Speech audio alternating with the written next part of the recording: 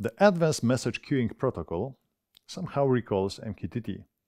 It is message-oriented and uses a central broker. There are data publishers and consumers. Messages are routed from publishers to the broker, where they hit so-called exchanges.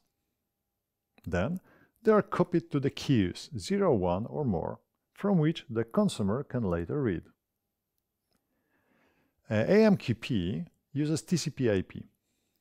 AMQP is intended to work in non-reliable networks, thus the protocol has a message acknowledgement mechanism to ensure delivery.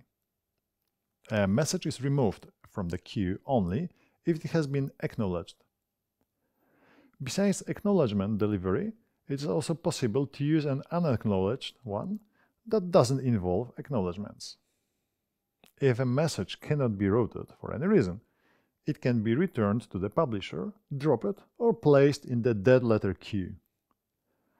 The behavior is defined along with the message. The connection status is unknown in the AMQP protocol, which is opposite of MQTT. Thus, there is no mechanism to let other devices know that a node has disconnected, such as the last wheel in the MQTT protocol. To understand the features of AMQP, we need to introduce its components and their variations. One can imagine an AMQP broker as a post office with the various delivery options including one-to-one and one-to-many delivery models, where consumers describe their interest in messages and delivery details. Queues are one of the most prominent components of the AMQP protocol. They can be considered as postboxes. As AMQP is a programmable protocol, bindings are not defined by the broker but by the publisher and consumers. Queues can be created a priori or on demand. The broker has to analyze the message and deliver it according to the queue configuration. Consumers subscribe to the exchanges, creating queues. A rule of thumb says there's a one queue per consumer, but other options also exist. Internally, brokers create exchanges that can be considered different kind of post offices and thus rules of routing messages. As in the AMQP version 0.9, there are 4 types of exchanges defined: direct exchange, fan-out exchange, topic exchange, and headers exchange. The direct exchange is the default one. It is ideal for unicast communication. The message is routed only if the routing key property is equivalent to the queue name. It also automatically creates and binds new queues on connect. Fan-out exchange is a type of exchange that routes messages to all bound queues regardless of the message attributes. It is intended to implement broadcasting and advertising. Topic exchange uses topics to match the fitting queues. It is similar to the MQTT subscription. The common is to use a pattern rather than a specific topic. It is excellent for multicasting. Finally, the headers exchange uses a set of conditions that analyze the number of message headers.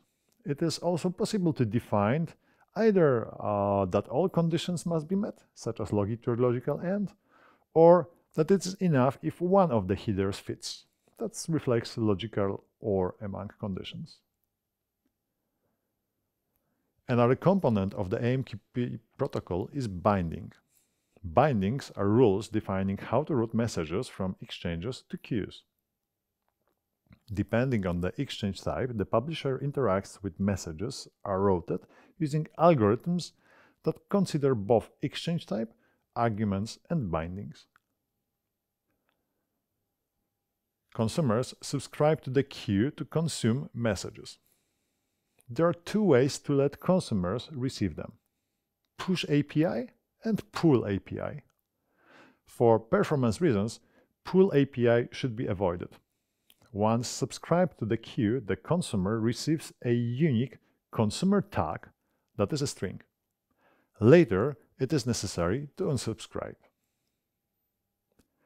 The essential immutable AMQP frame size is 8 bytes, and the payload is up to 2 GB. Besides the header frame, messages have several virtually freely definable attributes, but the broker uses some predefined ones.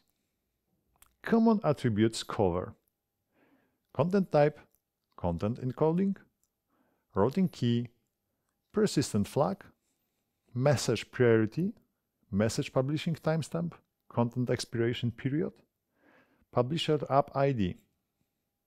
Header attributes, used example by the headers exchange, are optional and similar to X headers in HTTP. A payload in the AMQP messages is a byte array. The broker doesn't process or review the content, which can be even zero length.